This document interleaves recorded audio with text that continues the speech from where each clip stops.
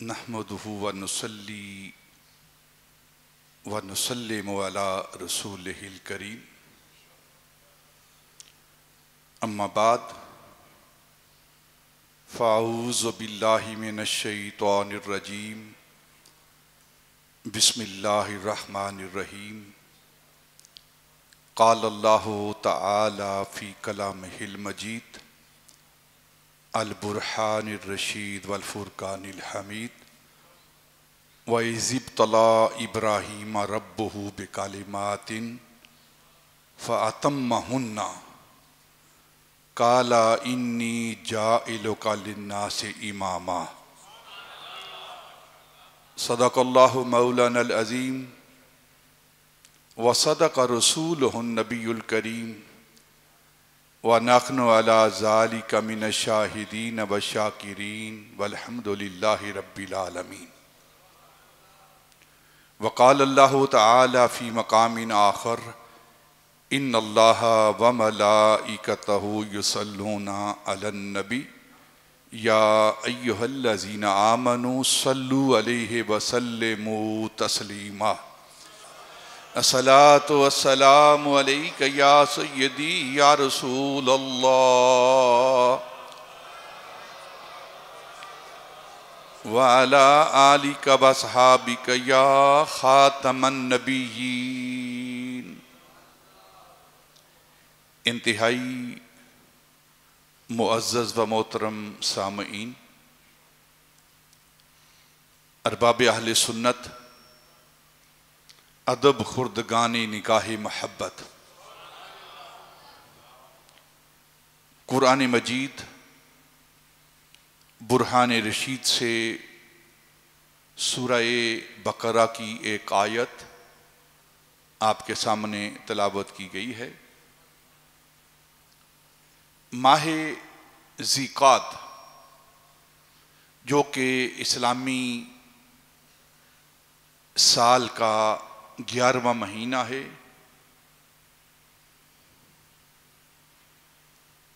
اور اس کا شمار حج کے مہینوں میں ہوتا ہے۔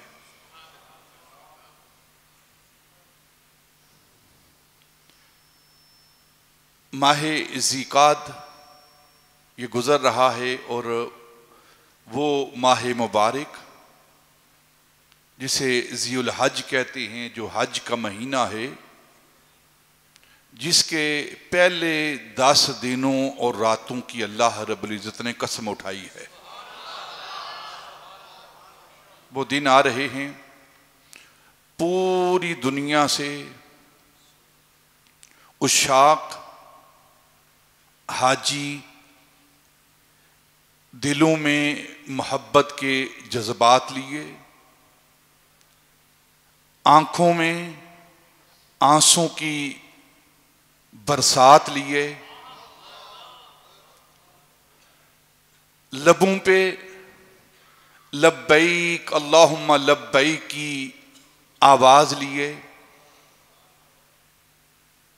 جبینوں میں کعبے کے سامنے سجدوں کی سوغات لیے، حرم کعبہ کی طرف، حرم نبوی کی طرف لوگ مشرق و مغرب سے، شمال و جنوب سے سفر حج کے لیے جا رہے ہیں۔ انہیں ان کا جانا مبارک ہو، وہاں کعبے کو دیکھنا مبارک ہو، گنبد خضرا کو دیکھنا مبارک ہو۔ وہ وہاں جا کر نظارے لے رہے ہیں، نظارے لوٹ رہے ہیں، اور ہم یہاں بیٹھ کر ان مقدس مقامات کا ذکر کر رہے ہیں، اور یوں اپنے دل کو تسلی دے رہے ہیں، تیرا آستان جو نہ مل سکا، سبحان اللہ، تیرا آستان جو نہ مل سکا، تیری راہ گزر پہ جبیں سے ہی ہمیں سجدہ کرنے سے کام ہے، جو وہاں نہیں تو یہیں سے ہی۔ یہ حج کے دن آ رہے ہیں، قربانی کے ایام آ رہے ہیں۔ حج اور قربانی یہ دونوں اسلام کی عظیم عبادتیں، عظیم یادگاریں ہیں، اور یہ دونوں کی دونوں عبادتیں اور یادگاریں حضرت ابراہیم خلیل، حضرت اسماعیل ذبی اور حضرت ہاجرہ کی یادگاریں ہیں۔ اللہ نے ان یادگاروں کو قائم رکھا ہے۔ جو یادگاریں مٹانے والے ہیں کہ یادگاروں کی کوئی حیثیت نہیں ہے، نہ دنوں کو یاد رکھو، نہ مقامات کو یاد رکھو، نہ جگہوں کو یاد رکھو۔ اللہ نے قیامت تک حضرت ابراہیم خلیل، حضرت ہاجرہ اپنی نیک بندی اور حضرت اسماعیل علیہ السلام کی یادگاریں قیامت تک کے لیے جاری کر دی ہیں۔ حج بھی حضرت ابراہیم علیہ السلام اور حضرت ہاجرہ کی اداؤں کا نام ہے، اور قربانی بھی حضرت اسماعیل کی یادگار کا نام ہے۔ قبل اس سے کہ ہم حج پر، قربانی پر گفتگو کریں، مناسب یہ ہے کہ آج ان عظیم ہستیوں کا ذکر پاک کر کے آج کے جمعے کو بھی یادگار بنا لیں۔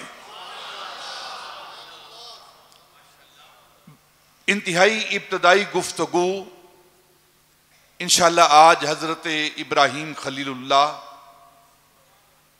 کے حضور پیش کی جائے گی۔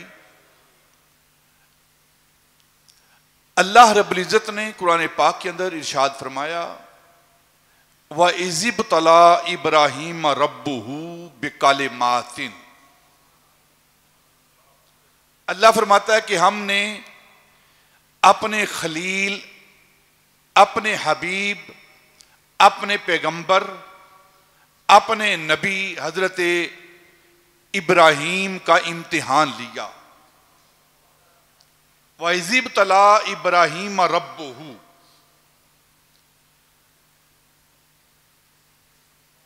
یہ ابتلا کیا ہے؟ اس کا مادہ بلون یا بلاؤن، معنی آفت، پریشانی، امتحان، آزمائش کے معنی میں یہ لفظ آتا ہے۔ یہاں اللہ رب العزت جو بیان فرما رہے ہیں، وَإِذِ ابْتَلَىٰ إِبْرَاهِيمَ رَبُّهُ بِكَلِمَاتٍ، اللہ نے اپنے ابراہیم کا امتحان لے کر، انہیں آزمائش میں ڈال کر ان کو آزمایا۔ امتحان میں ڈال کر آزمایا۔ پھر کیا ہوا؟ اللہ رب العزت قرآن پاک کے اندر ارشاد فرماتے ہیں کہ آزمائش لے کر، اس کو آزمائش میں ڈال کر، پریشانی میں ڈال کر، امتحان میں ڈال کر ہم نے اپنے خلیل کا امتحان لیا۔ جب امتحان لے لیا تو اللہ فرماتا ہے پھر کیا ہوا؟ فَأَتَمَّهُنَّ، میرے ابراہیم خلیل نے یہ جو سارے امتحانوں میں نے اسے ڈالا تھا، اس نے 100% نمبر حاصل کیے ہیں۔ فَأَتَمَّهُنَّ کا معنی جو ہے فَأَتَمَّهُنَّ، ایک نمبر بھی کم نہیں لیا، 100/100 نمبر لیے ہیں۔ تو پھر ہم نے اس امتحان میں پاس ہونے کے سبب انہیں جو ڈگری عطا کی ہے، انہیں جو سند عطا کی ہے، انہیں جو سرٹیفکیٹ عطا کیا ہے، انی جاعلک للناس اماما، ہم نے ساری کائنات کے لیے ابراہیم کو امام بنا دیا ہے۔ ساری کائنات کا ابراہیم کو امام بنا دیا ہے۔ حضرت ابراہیم علیہ السلام آپ کو ابتلا میں جو امتحان لیا گیا بکلمات، مفسرین نے لکھا ہے کہ وہ 30 امتحان ہیں آپ کے، 30۔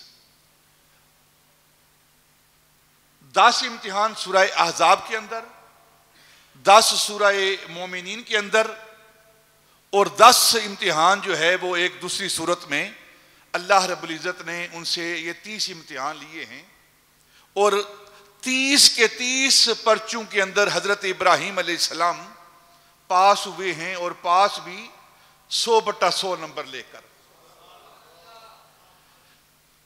اللہ رب العزت کی یہ سنت ہے۔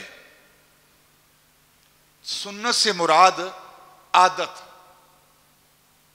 سنت سے مراد عادت۔ اللہ کی یہ سنت ہے کہ وہ اپنے بندوں سے امتحان لیتا ہے، اپنے بندوں سے امتحان لیتا ہے۔ اگر ان بندوں کا شمار نیکوکاروں میں ہو تو ان سے جو امتحان لیا جاتا ہے ان کے درجات کو بلند کرنے کے لیے، ان کو اعلیٰ درجہ دینے کے لیے، جو پہلی منزل ہے اس سے اوپر والی منزل دینے کے لیے، اوپر والا درجہ دینے کے لیے نیک بندوں سے امتحان لیا جاتا ہے۔ اور جو گنہگار ہوتے ہیں، گناہ کرنے والے ہوتے ہیں، غافل ہوتے ہیں، غفلت کرنے والے ہوتے ہیں، ان سے جو امتحان لیا جاتا ہے تو ان سے جو امتحان لیا جاتا ہے وہ ان کے اس گناہوں پر سزا کے حوالے سے امتحان لیا جاتا ہے کہ ان کو سزا دی جائے، انہوں نے نافرمانی کی ہے، حکم عدولی کی ہے، کام پورا نہیں کیا، یا پھر انہیں سزا دے کر پھر انہیں سبق سکھا کے نیکی والی زندگی کی طرف لوٹا دیا جاتا ہے۔ یہ جو اللہ رب العزت امتحان لیتا ہے، یہ امتحان جاننے کے لیے نہیں لیتا، وہ اپنی جانکاری کے لیے نہیں لیتا کہ میں جانوں کہ امتحانوں میں پاس ہوگا کہ نہیں ہوگا، میں دیکھوں، نہیں، بلکہ اللہ رب العزت دوسری مخلوق کو دکھانے کے لیے،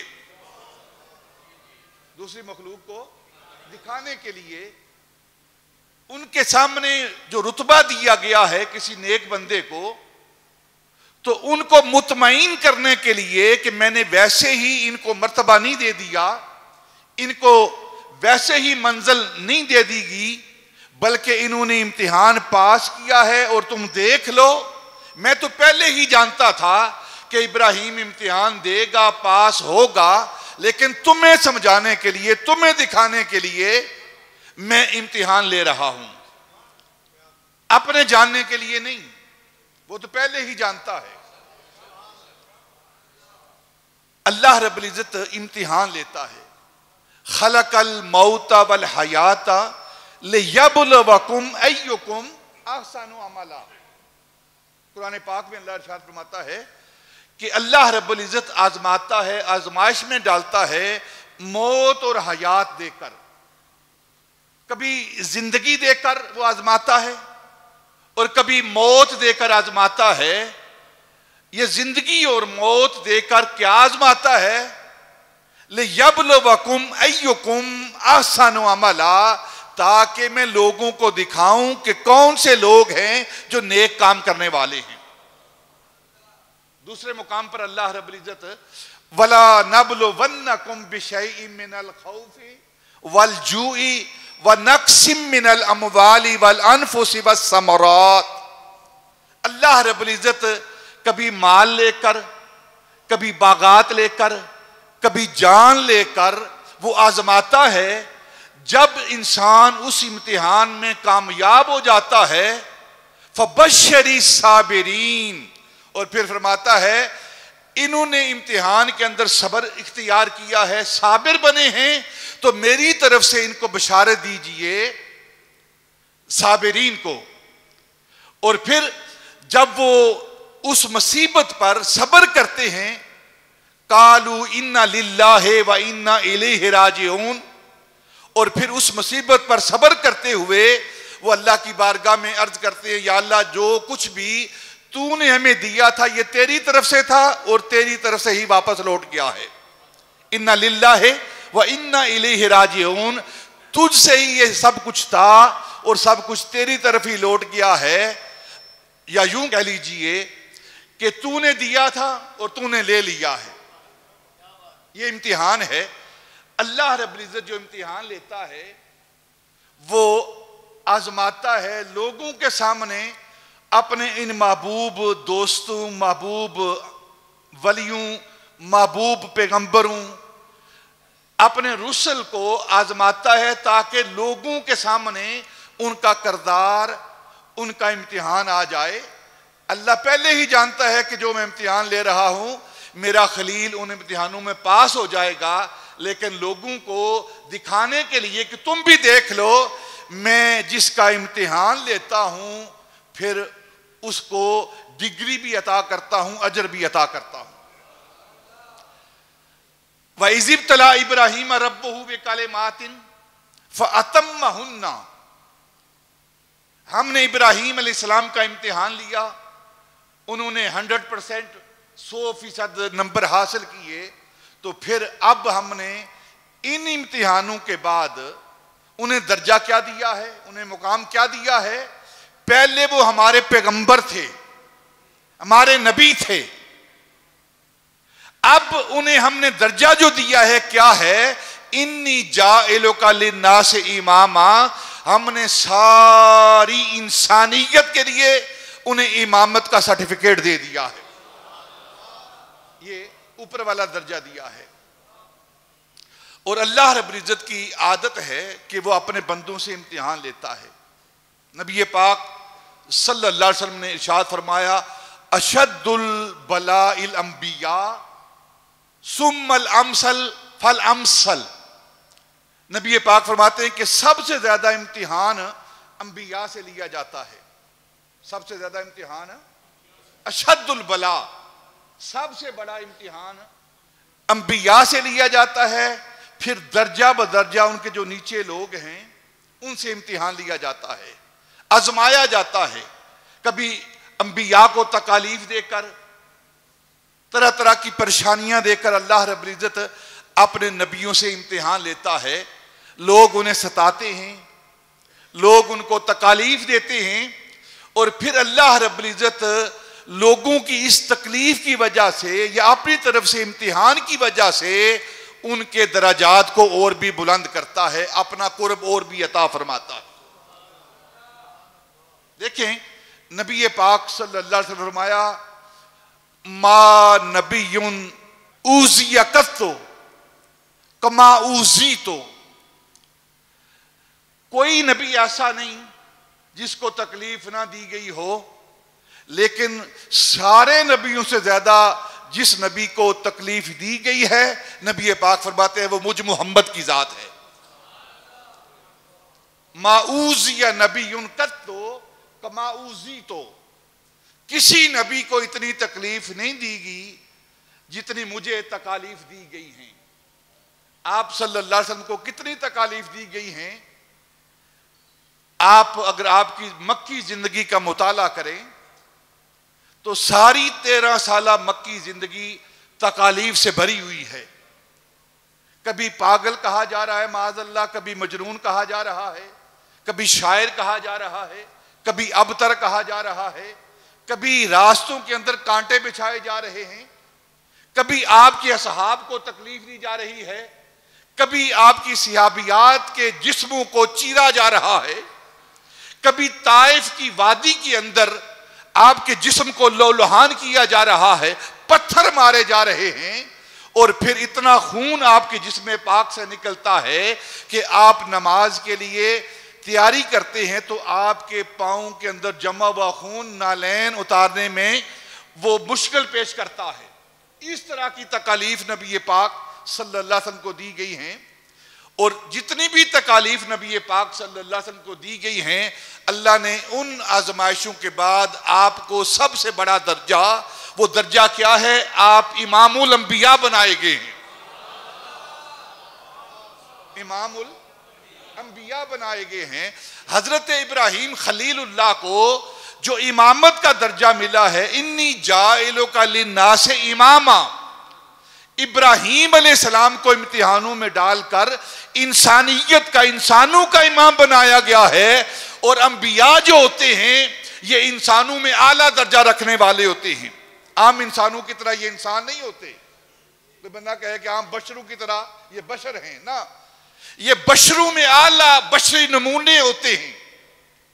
انبیاء جو ہوتے ہیں، حضرت ابراہیم خلیل کو انسانوں کا امام بنایا ہے، اور اپنے محبوب کو ان امتحانوں کی وجہ سے سارے نبیوں کا امام بنایا ہے، سارے نبیوں کا امام بنایا ہے۔ نبی پاک صلی اللہ علیہ وسلم فرماتے ہیں ما اوذی نبی قط کما اوذیت، جتنا میں ستایا گیا ہوں اتنا کوئی اور نبی نہیں ستایا گیا۔ حضرت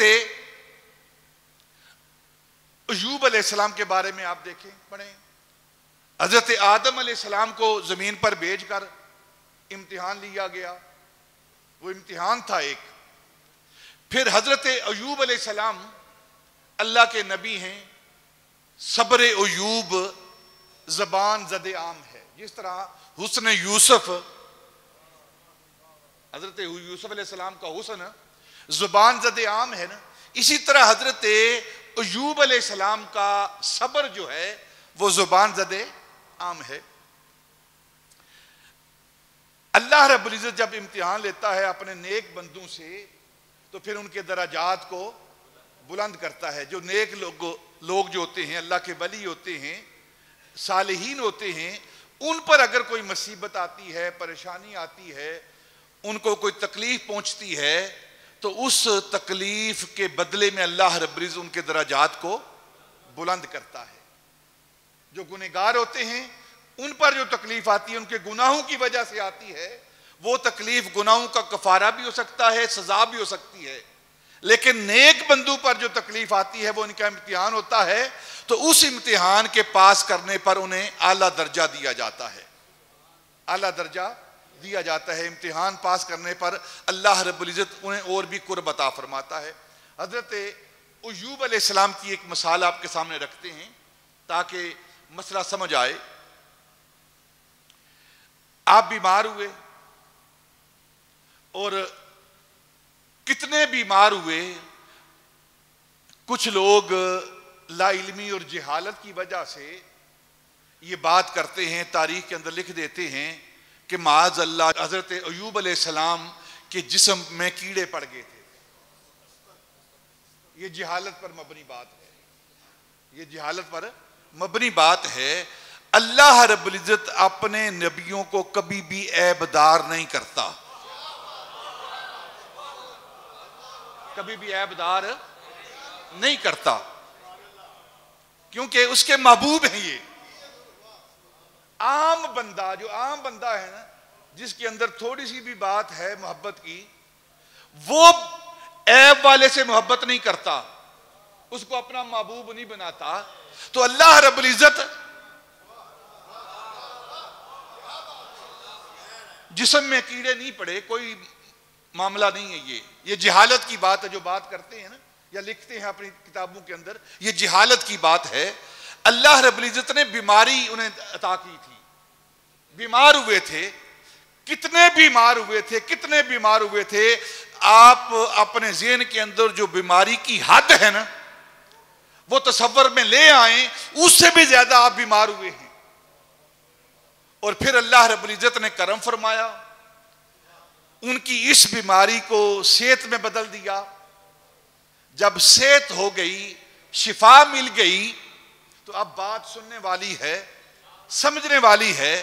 جب آپ صحت مند ہو گئے، شفا یاب ہو گئے، تو ایک دن آپ بیٹھے ہوئے تھے، حضرت ایوب علیہ السلام اللہ کے نبی ہیں، بیٹھے ہوئے تھے، تو آپ کا ایک دوست آیا، ایک ساتھی آیا، تو آپ سے آ کر پوچھنے لگا کہ میں آپ سے ایک بات پوچھنا چاہتا ہوں۔ آپ فرمایا پوچھو۔ پوچھا ایوب بتاؤ کہ وہ بیماری والے دن بہتر تھے یا آج شفا والے دن بہتر ہیں؟ یہ دن اچھے ہیں یا وہ دن اچھے تھے؟ تو حضرت ایوب علیہ السلام نے فرمایا وہ بیماری والے ایام اچھے تھے، بیماری والے ایام اچھے تھے. کہنے لگا کہ لوگ تو شفا پا کر خوش ہوتے ہیں, ان ایام کو اچھا کہتے ہیں جب وہ صحت یاب ہو جاتے ہیں, اور آپ کہہ رہے ہیں وہ بیماری والے دن اچھے تھے.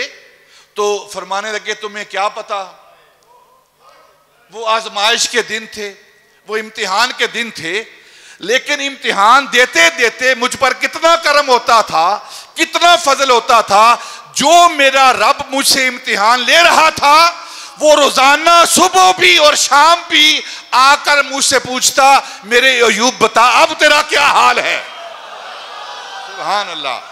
اللہ تعالیٰ امتحان لیتا ہے اپنے نیک بندوں سے, پھر درجے دیتا ہے. ایوب علیہ السلام فرمانے لگے کہ جب میں بیمار تھا تو میرا رب صبح بھی مجھ سے پوچھتا تھا, میرے ایوب, میرے بندے اب تیری حالت کیا ہے. اور جب شام ہوتی تو پھر میرا رب مجھ سے پوچھتا. اب صحت یاب ہو گیا ہوں, اب وہ نہیں پوچھتا مجھ سے.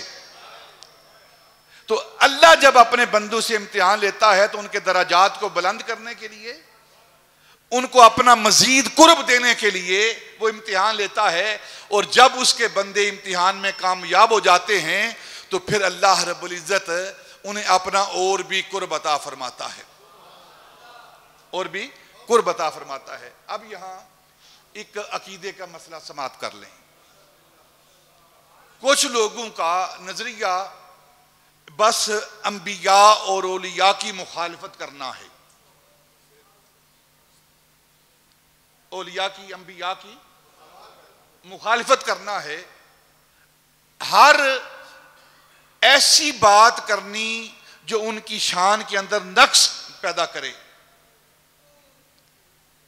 کہتے ہیں جی کہ سیدنا امام حسین رضی اللہ تعالیٰ عنہ, ہمارا یہ نظریہ ہے, ہمارا یہ عقیدہ ہے کہ میدان کرب و بلا میں اللہ رب العزت نے ان سے امتحان لیا ہے, سیدنا امام حسین سے امتحان لیا ہے. تو کچھ لوگ جن کے جو غبی ہیں, غبی کا مطلب ہے کند ذہن, جن کا دماغ بھی کام نہیں کرتا, عقل بھی کام نہیں کرتی, علم بھی کام نہیں کرتا, اور ان کے دلوں کے اندر انبیاء اور اولیاء کا بغض ہوتا ہے.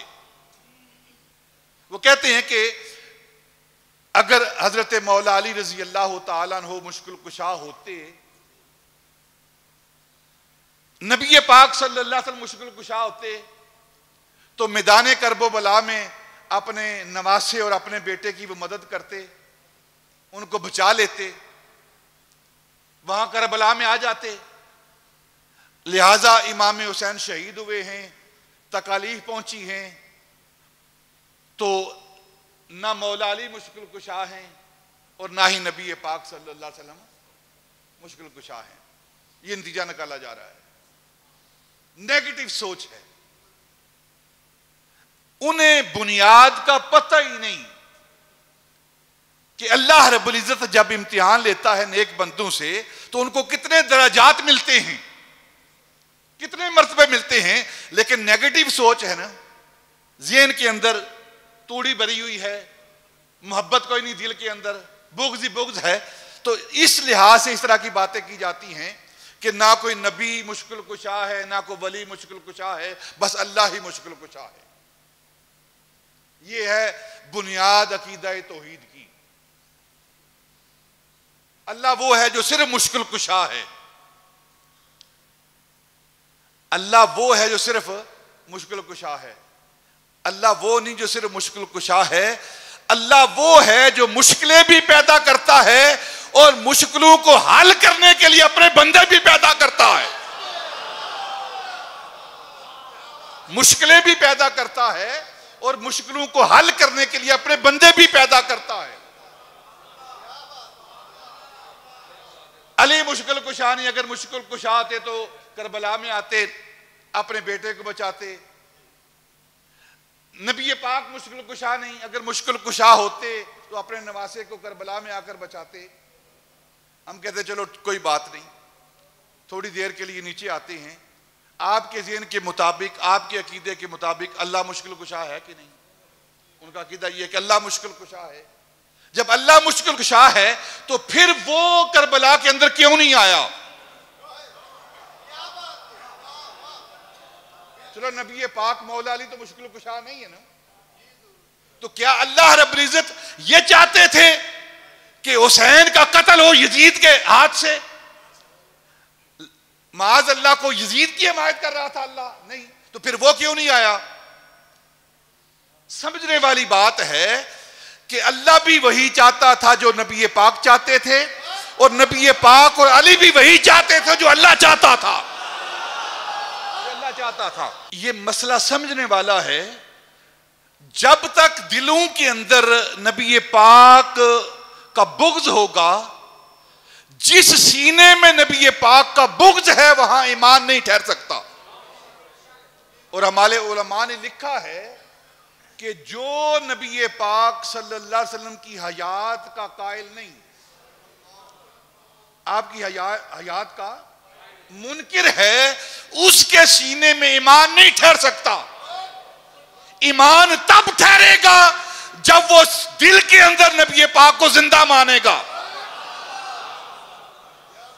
اور جس سینے میں نبی پاک کا اولیاء کا بغض ہے وہاں ایمان نہیں ٹھہر سکتا. جب ایمان نہیں ٹھہرتا تو پھر جو مرضی کرے وہ. سمجھنے والی بات ہے یہ اللہ کے نبی، اللہ کے ولی، اللہ کے مقبول بندے وہ کام کرتے ہی نہیں جو اللہ کی مرضی نہ ہو. اللہ کی مرضی نہ ہو وہ کام کرتے ہی نہیں.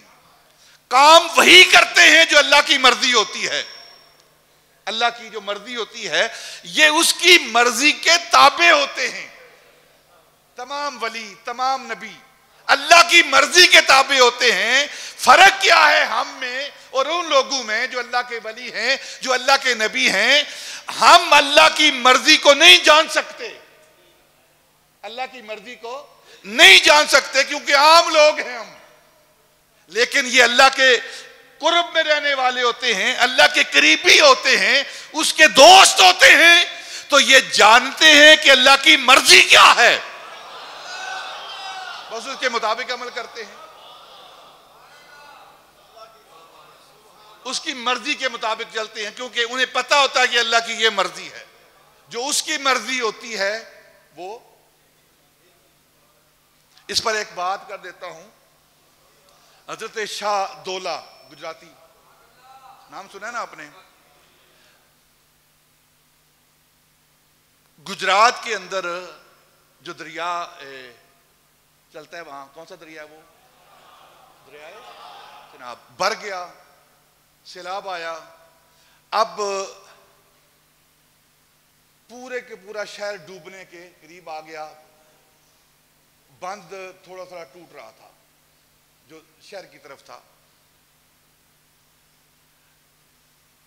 لوگوں نے جا کر درخواست کی، حضور چلو وہاں بند ٹوٹ رہا ہے، شہر ڈوبنے والا ہے، تو آپ وہاں جا کر دعا کرو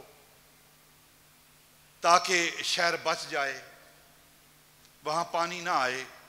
تو آپ لوگوں کے ساتھ گئے. جب اس دریا پر پہنچے، بند کے قریب پہنچے نا، تو آپ نے ایک شخص سے کدال، یہ کسی لی کئی جسے کہتے ہیں آپ، اور اس بند کو توڑنا شروع کر دیا.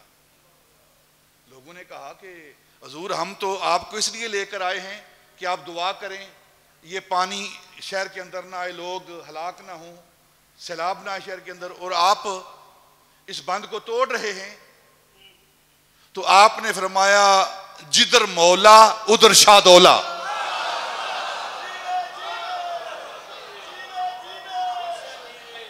یہ لوگ اللہ کی مرضی کے مطابق چلتے ہیں.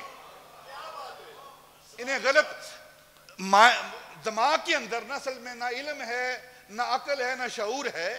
یہ مقابلہ کرواتے ہیں اللہ اور نبیوں ولیوں کا آپس میں، اللہ کے مقابلے میں پیش کرتے ہیں. بے وقوفو، اللہ کے مقابلے میں کون ہے؟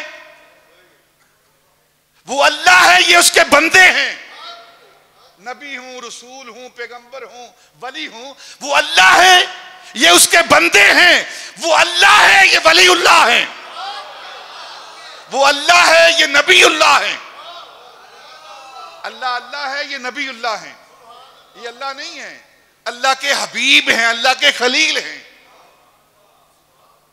بس اتنا فرق اگر سمجھ آ جائے تو ساری نحوستیں دماغ سے نکل جائیں گی اور ساری گردنیں اسلام کے آگے جھک جائیں گی. لیکن اللہ نے مور لگائی ہوئی ہے کہ تم نے انبیاء کی مخالفت کرنی ہے, عقیدہ توحید کو غلط بیان کرنا ہے, تاکہ اسی طرح تمہاری بد نصیبی تم پر لاگو رہے, مسلط رہے. دیکھیں کہ اور بات کر دیتا ہوں, عقیدے کی بنیادی بات ہے یہ. انبیاء جو ہوتے ہیں, انبیاء کی حفاظت کس کے ذمے ہے؟ کس کے ذمے؟ اللہ کے. انبیاء کی حفاظت کرنا, اپنے نبیوں کی حفاظت کرنا کس کے؟ واللہ یعصمک کا کیا ہے آگے؟ من الناس. اللہ رب العزت نے قرآن کے اندر بیان کیا ہے کہ اللہ کی یہ اس کے ذمہ کرم پر یہ واجب ہے, ذمہ کرم کہ وہ اپنے نبیوں کی حفاظت کرے. واللہ یعصمک من الناس, اللہ فرماتا ہے محبوب لوگوں سے آپ کی حفاظت کرنا یہ میرے ذمے ہے. اللہ فرماتا ہے قرآن کے اندر. اب انبیاء کی حفاظت کس کے ذمے ہے؟ اللہ کی.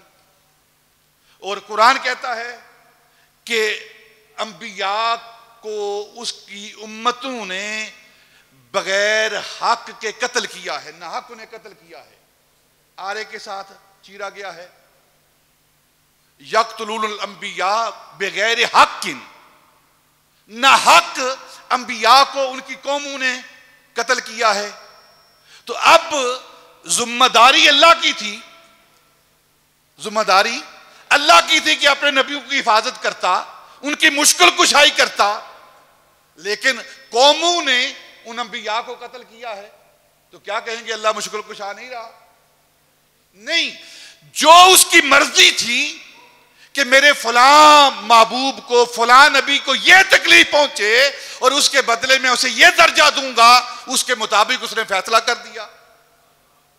جب اللہ کے ذمے ہے کہ وہ انبیاء کی حفاظت کرے تو وہاں حفاظت کیوں نہیں کی گئی؟ پھر قرآن کہتا ہے امتوں نے, قوموں نے اپنے نبیوں کو قتل کیا ہے, تاریخ بھری پڑی ہے. تو کیا مطلب اس کا اللہ مشکل کشا نہیں؟ نہیں, جو اس کی مرضی ہے وہ اپنی مرضی میں, اپنے حکم میں, اپنے فیصلے میں کسی کا پابند نہیں, کسی کا پابند نہیں. باقی ساری کی ساری مخلوق اللہ کے حکم کی پابند ہے, اللہ کے حکم کی پابند ہے. تو اللہ رب العزت کی یہ عادت ہے کہ اپنے نبیوں سے, اپنے نیک بندوں سے امتحان لیتا ہے. وَإِذِ ابْتَلَىٰ إِبْرَاهِيمَ رَبُّهُ بِكَلِمَاتٍ فَأَتَمَّهُنَّ قَالَ إِنِّي جَاعِلُكَ لِلنَّاسِ إِمَامًا. اللہ فرماتا ہے میں نے ابراہیم سے امتحان لیا اور پھر وہ 100% پاس ہوئے تو میں نے انہیں امامت عطا فرمائی. حضرت ابراہیم علیہ السلام, آپ کے حوالے سے 2-3 باتیں آپ سماعت کر لیں. حضرت ابراہیم یہ حضرت نوح علیہ السلام کے بعد آپ 9ویں یا 10ویں نمبر پر آپ اللہ کے نبی ہیں. نوح علیہ السلام کے بعد ابراہیم خلیل اللہ. آپ کے والد کا نام طارق ہے. کیا ہے؟ طارق, آزر نہیں. آزر آپ کے چچا کا نام ہے, آزر چچا کا نام ہے. یہ چچا آزر یہ بت فروش بھی تھا, بت تراش بھی تھا اور بت پرست بھی تھا. بت بناتا بھی تھا, بتوں کی پوجا بھی کرتا تھا اور بت بیچتا بھی تھا. یہ چچا آزر. اور والد طارق ہیں, وہ مومن ہیں, مواحد ہیں.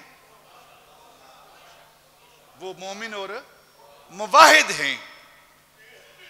قرآن نے جو نسبت کی ہے, آزر کا ذکر کیا ہے, تو چچا کے طور پر چچا بھی والد کا درجہ رکھتا ہے. یہ علامتی ایک بات کی ہے قرآن نے. اصل میں آپ کا آپ کے والد طارق ہیں اور آپ مسلمان تھے، مومن تھے، موحد تھے۔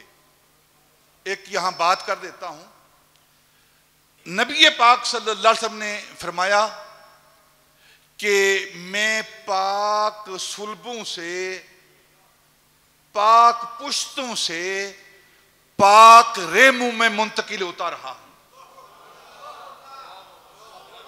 یہ نبی پاک کے جسے پاک ہے۔ وہ لوگ جو کہتے ہیں نبی پاک صلی اللہ علیہ وسلم کے والدین معاذ اللہ مومن نہیں تھے، نبی پاک نے فرمایا کہ میں پاک صلبوں سے، پاک پشتوں سے، پاک رحموں میں منتقل ہوتا رہا ہوں، اور ساری کائنات جانتی ہے کہ نبی پاک صلی اللہ علیہ وسلم حضرت ابراہیم کی اولاد سے ہیں،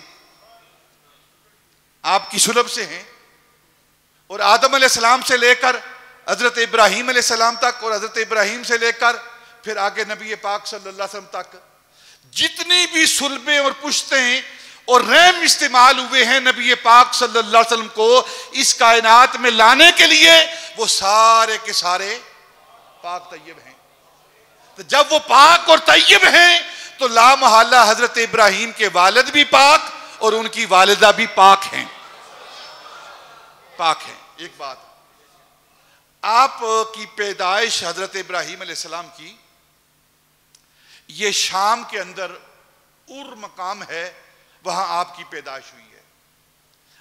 دو بیٹے ہیں آپ کے جن کو اللہ رب العزت نے نبوت عطا کی ہے، ایک حضرت اسحاق علیہ السلام اور دوسرے حضرت اسماعیل علیہ السلام۔ یہ دو آپ کے صاحبزادے ہیں جن کو اللہ رب العزت نے دونوں کو نبوت عطا کی ہے۔ حضرت اسحاق علیہ السلام، ان سے آگے حضرت یعقوب، حضرت اسحاق سے آگے حضرت یعقوب علیہ السلام جو کہ والد ہیں حضرت یوسف علیہ السلام کے، اور جن کا لقب بنی اسرائیل ہے۔ یہ جو سورت بنی اسرائیل پڑھتے ہیں آپ، یہ حضرت یعقوب علیہ السلام سے، اور پھر پشت در پشت حضرت یعقوب کی پشت سے حضرت موسیٰ علیہ السلام آئے، اور موسیٰ علیہ السلام سے لے کر عیسیٰ علیہ السلام تک، عیسیٰ علیہ السلام تک علماء نے لکھا ہے تفاسیر کے اندر، کتابوں کے اندر، کہ حضرت موسیٰ علیہ السلام اور حضرت عیسیٰ علیہ السلام کو جو درمیانی عرصہ ہے، اس عرصے کے درمیان 80,000 انبیاء مبعوث ہوئے ہیں۔ 80,000۔ کل انبیاء کتنے ہیں؟ بولو یار، 1,24,000 کم و بیش، 1,24,000 کم و بیش انبیاء ہیں، اور 80,000 حضرت موسیٰ اور عیسیٰ کے درمیان آئے، اور سارے کے سارے حضرت اسحاق کی نسل سے ہیں۔ آپ کے دوسرے بیٹے حضرت اسماعیل ہیں، ان حضرت اسماعیل کی نسل سے ایک بھی نبی درمیان میں نہیں آیا، ایک بھی نبی درمیان میں نہیں آیا۔ چلتے چلتے پاک صلبوں سے پاک پشتوں میں منتقل ہوتے ہوتے سب سے آخر میں حضرت اسماعیل علیہ السلام کی نسل سے، آپ کی صلب سے جو نبی پیدا ہو رہے ہیں وہ نبی آخر الزمان ہمارے نبی ہیں، وہ ہمارے نبی ہیں۔ اب یہاں سمجھنے والی بات ہے کہ حضرت اسماعیل علیہ السلام کو کم درجہ دیا گیا ہے، وہاں 80,000 سے زائد انبیاء دیے گئے ہیں ان کی نسل سے، اسحاق کی نسل سے، اور حضرت اسماعیل کی نسل سے ایک ہی نبی۔ دیکھیں، ایک نبی دیا ہے، ایک نبی دیا ہے، لیکن ایک ایسا نبی دیا ہے سو سارے نبیوں کا امام ہے، سارے نبیوں کا جو امام ہے، ایسا نبی دیا ہے حضرت اسماعیل کو۔ اور ایسا نبی دے کر، حضرت اسماعیل علیہ السلام کو ایسا نبی دے کر پھر اللہ رب العزت نے نبوت کا باب بھی بند کر دیا ہے، نبوت کا باب بھی بند کر دیا ہے کہ آپ خاتم النبیین ہیں، آپ پر نبوت کا باب بند کر دیا ہے۔ میں نے اپنے اسماعیل کو ایسا نبی دیا ہے، اس کے بعد پھر میں کسی اور کو نبوت عطا ہی نہیں کروں گا۔ دیکھیں یہاں ایک بات عرض کرتا ہوں، حضرت امام حسن اور حضرت امام حسین رضی اللہ تعالیٰ عنہ، یہ دونوں ہستیاں ہیں، یہ دونوں مولا علی کے صاحبزادے ہیں، نبی پاک کے نواسے ہیں۔ ایک بیٹا جسے امام حسین کہتے ہیں رضی اللہ تعالیٰ عنہ، ان کی نسل سے پھر آگے امام زین العابدین، امام باقر، امام جعفر صادق، امام موسیٰ کاظم، امام حسن عسکری، امام نقی، امام تقی، جس طرح حضرت اسحاق علیہ السلام کو انبیاء دیے ہیں، حضرت امام حسین کو ائمہ دیے، امام دیے ہیں، اور پھر ساری کائنات کے اندر حضرت امام حسین کی شہادت کا شورا ہوا ہے، شہادت کا شورا ہوا ہے۔ ہر ماہ محرم الحرام کے اندر سیدنا امام حسین کی شہادت منائی جاتی ہے، آپ کا غم منایا جاتا ہے۔ یہ اللہ رب العزت نے حضرت اسحاق علیہ السلام کے جو سیرت تھی، اس سیرت کا ایک مجسمہ، ایک مشاہدہ جو ہے وہ حضرت امام حسین کو دیا ہے۔ اور دوسری طرف سیدنا امام حسن، اللہ رب العزت نے ان کی نسل میں یہ باقی کے ائمہ نہیں دیے۔ امام زین العابدین وہ بھی حضرت امام حسین کی نسل سے، آپ کی صلب سے، پھر آگے سارے امام 11 کے 11 امام یہ حضرت امام حسین کی صلب اور پشت سے ہیں۔ اور اللہ رب العزت نے حضرت امام حسن جو حسین کے بھی امام ہیں، جو حسین کے بھی امام ہیں، انہیں کیا درجہ دیا ہے؟ حضرت امام حسن کو اللہ رب العزت نے یہ مقام عطا کیا ہے کہ ان کی نسل سے ایک امام دیا ہے، ایک امام دیا ہے جسے امام مہدی کہتے ہیں، جسے امام مہدی کہتے ہیں، اور وہ ایک امام مہدی سارے اماموں کا امام ہے۔ اللہ رب العزت نے حضرت اسماعیل کو نبی پاک کی صورت میں نبی دیا، اور نبی پاک پر نبوت کا باب بند، اور حضرت امام حسن کو امام دیا اور ایسا ولی دیا، آپ خاتم الولایت ہیں۔ حضرت امام مہدی پر ولایت ختم ہو چکی ہے، خاتم الولایت ہیں آپ، یہ مرتبہ دیا ہے۔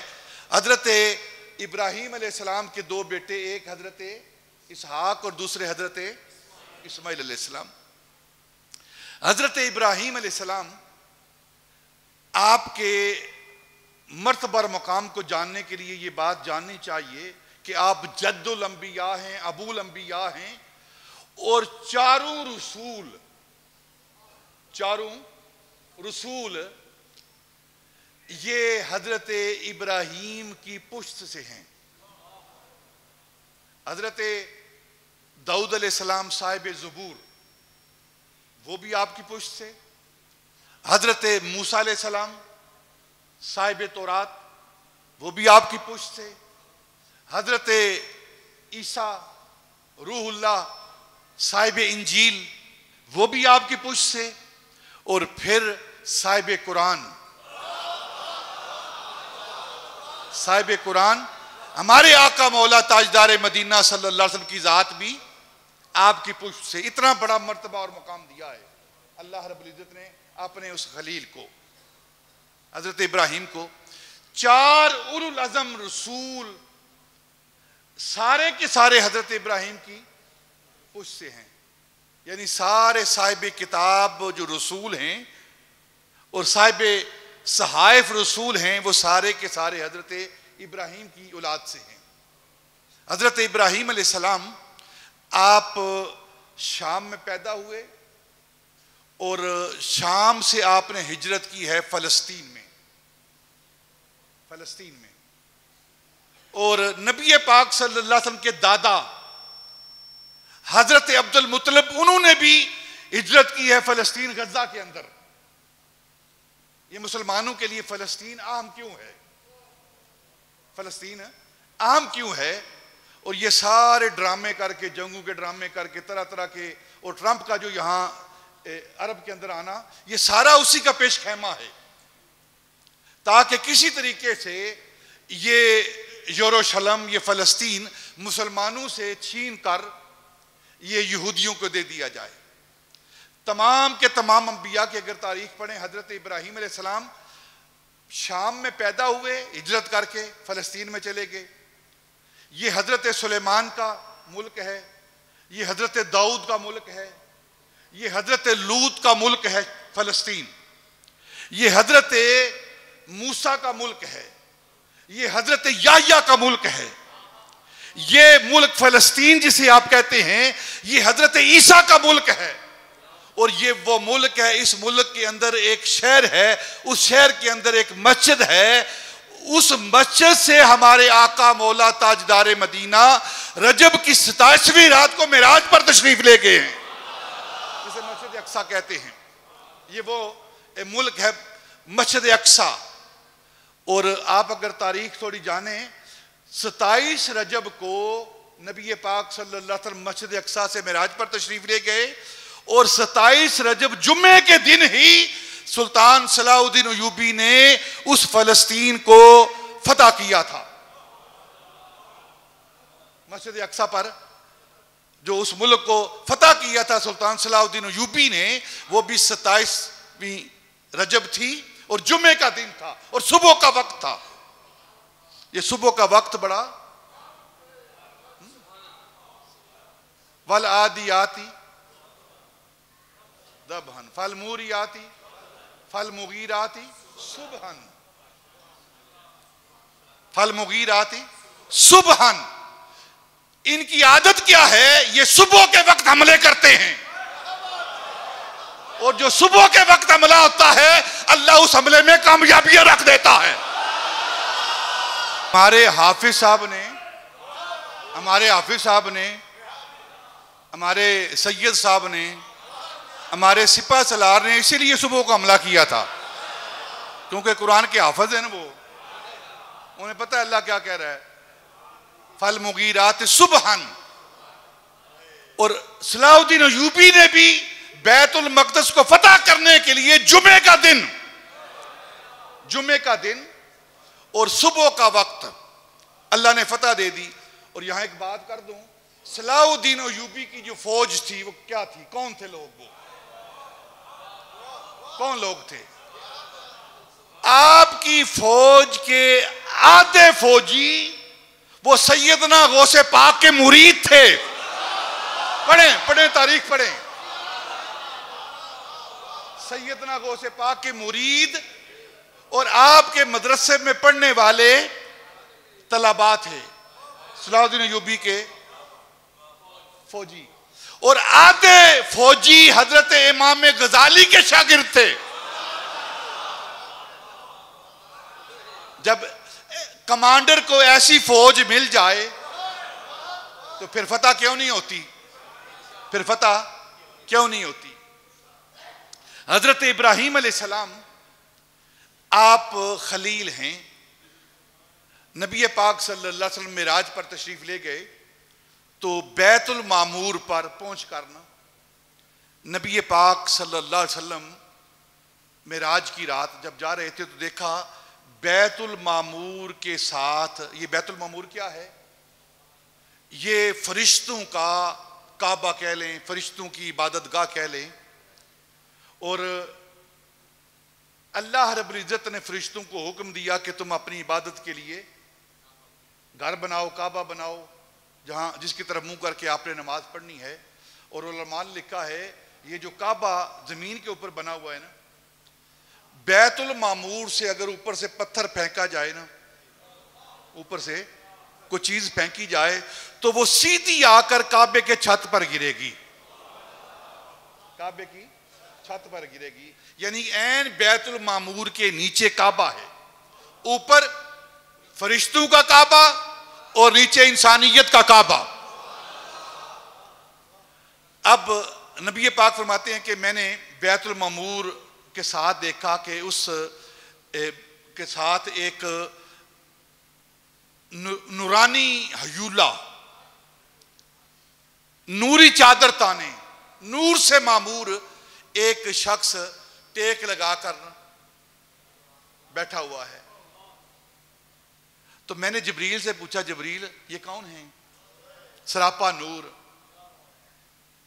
نور سے معمور، اندہ بیت المعمور، یہ کون ہیں؟ تو نبی پاک فرماتے ہیں مجھے جبریل نے کہا ھذا ابو کا ابراہیم فسلم علیہ، یہ آپ کے باپ، آپ کے والد ابراہیم ہیں، آپ انہیں سلام کیجئے۔ نبی پاک فرماتے ہیں میں نے سلام کیا تو آپ نے وعلیکم السلام جواب دے کر فرمایا مرحبا یا ابن الصالح، مرحبا یا نبی الصالح، اے میرے صالح پتر، صالح بیٹے، نیک پتر، تجھے بھی سلامتی ہو، مرحبا تو یہاں آیا ہے۔ نبی پاک صلی اللہ علیہ وسلم ملاقات کر کے واپس آئے، یہ بات صحابہ کو بیان کی کہ میں نے اپنے باپ حضرت ابراہیم علیہ السلام سے ملاقات کی بیت المعمور پر، تو صحابہ کے دل کے اندر خیال آیا کہ ہم جانیں کہ ان کا چہرہ کیسا ہے، حضرت ابراہیم کا، ان کا جسم پاک کیسا ہے۔ یہ صحابہ کے دل کے اندر یہ تمنا پیدا ہوئی کہ ہم بھی حضرت ابراہیم کے بارے میں اپنے آقا سے پوچھیں کہ ان کا چہرہ مبارک کیسا تھا، ان کا سینہ مبارک کیسا تھا، ان کا جسم مبارک کیسا تھا۔ تو صحابہ کے دلوں کے اندر یہ تمنا تھی، اور ہمارا نبی وہ ہے جو دلوں کے احوال کو بھی جانتا ہے۔ آپ نے فرمایا تم یہ تمنا کر رہے ہو کہ میں تمہیں بیان کروں کہ ابراہیم میرے باپ کا چہرہ کیسا تھا، اس کا سینہ کیسا تھا؟ تو نبی پاک نے فرمایا میرے صحابہ اگر کسی نے ابراہیم کا چہرہ دیکھنا ہے تو مجھ محمد کا چہرہ دیکھے۔ نبی پاک نے فرمایا کہ تم یہ تمنا کر رہے ہو، یہ سوال تمہارے ذہنوں کے اندر ہے کہ میں ان کے چہرے کو بیان کروں، ان کے جسم کو بیان کروں، ان کے سینے کو بیان کروں، تو سنو، جس نے ابراہیم کے چہرے کو دیکھنا ہے مجھ محمد کا چہرہ دیکھے، اور جس نے میرے باپ ابراہیم کے سینے کو دیکھنا ہے وہ میرے ابو بکر کا سینہ دیکھے۔ اللہ اکبر، وہ میرے ابو بکر کا سینہ دیکھے۔ مل کر بولے سبحان اللہ، باہر والے بھی بولو یار، باہر والے بھی بولو آپ بھی۔ جس نے ابراہیم کا سینہ دیکھنا ہے نا، ابراہیم کا سینہ دیکھنا ہے، جو جد الانبیاء ہیں وہ میرے ابو بکر کا سینہ دیکھے۔ کیوں؟ اس لیے کہ ابراہیم اللہ کا خلیل ہے اور ابو بکر مجھ محمد کا خلیل ہے، مجھ محمد کا خلیل ہے۔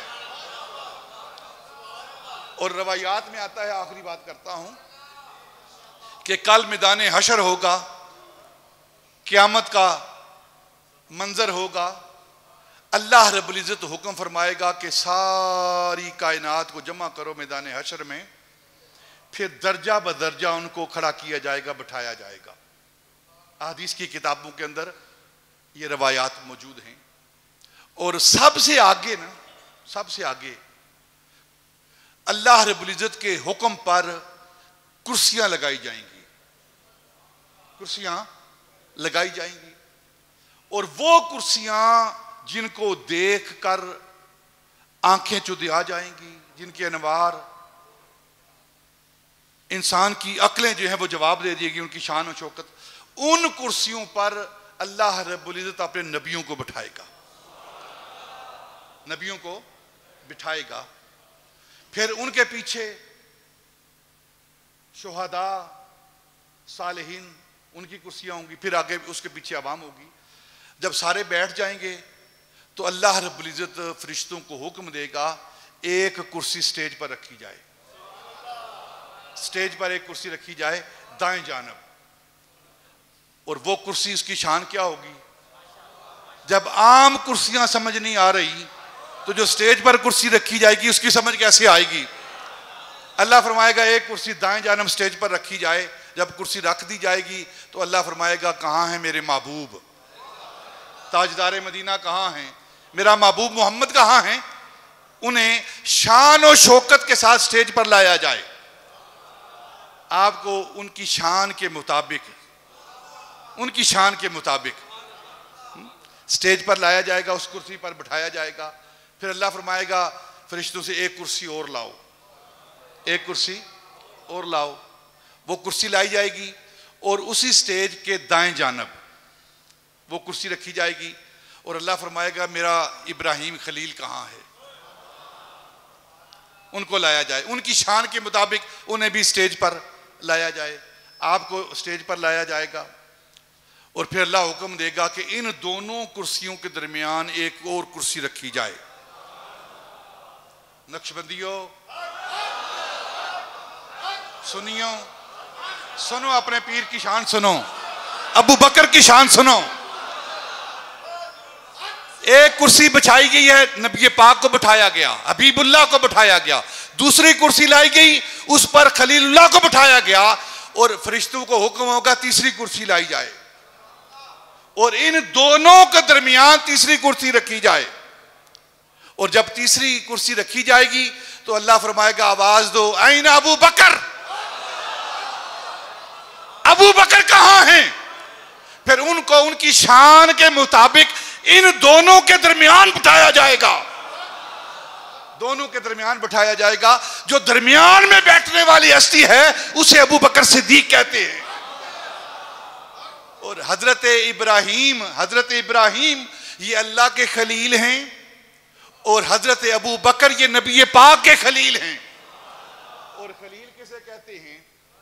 خلیل کہتے ہیں دوست کو، رفیق بھی دوست، صدیق بھی دوست، ندیم بھی دوست، ٹھیک ہے، اور خلیل بھی دوست۔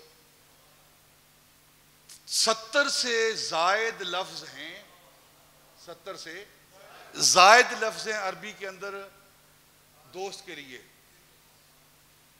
اور 600 سے زائد لفظ ہیں عربی کے اندر شیر کے لیے، 600 سے زائد،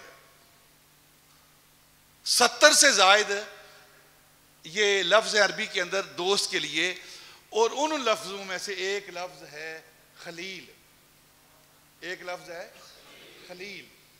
خلیل کس دوست کو کہتے ہیں؟ خلیل کس دوست کو کہتے ہیں؟ خلیل وہ دوست ہوتا ہے جس کے دل کے اندر اپنے دوست کے سوا کسی غیر کا خیال بھی نہ آئے، کسی غیر کا، کسی دوسرے کا خیال بھی نہ آئے کبھی، اسے خلیل کہتے ہیں، اسے خلیل کہتے ہیں۔ اب ابراہیم یہ اللہ کے خلیل ہیں، ان کے دل کے اندر اللہ کے سوا کسی کا خیال آیا ہی نہیں، اور درمیان میں ابو بکر بیٹھے ہیں، ابو بکر نبی پاک کے خلیل ہیں، ابو بکر کے دل کے اندر نبی پاک کے سوا کسی کا خیال آیا ہی کبھی نہیں۔ وہ ایسے خلیل ہیں، جب بھی بات کرتے ہیں نبی پاک کی بات کرتے ہیں، جب بھی بات کرتے ہیں نبی پاک کے حوالے سے بات کرتے ہیں، صبح نبی پاک، شام نبی پاک، دن نبی پاک، رات نبی پاک، حتیٰ کہ جس وقت نبی پاک اپنے گھر میں آرام کے لیے جاتے صبح کے وقت، سیدنا ابو بکر صدیق اپنے گھر کے دیوار پر ٹانگیں باہر نکال کے اپنی آنکھیں نبی پاک کے حجرے کے دروازے پر لگا کے بیٹھ جاتے۔ ایسا خلیل ہے سیدنا ابو بکر کی ذات۔ حضرت ابراہیم علیہ السلام کی حوالے سے چند باتیں میں نے عرض کی ہیں، انشاءاللہ آئندہ جمعہ مبارک میں بقیہ مضمون بیان کیا جائے گا۔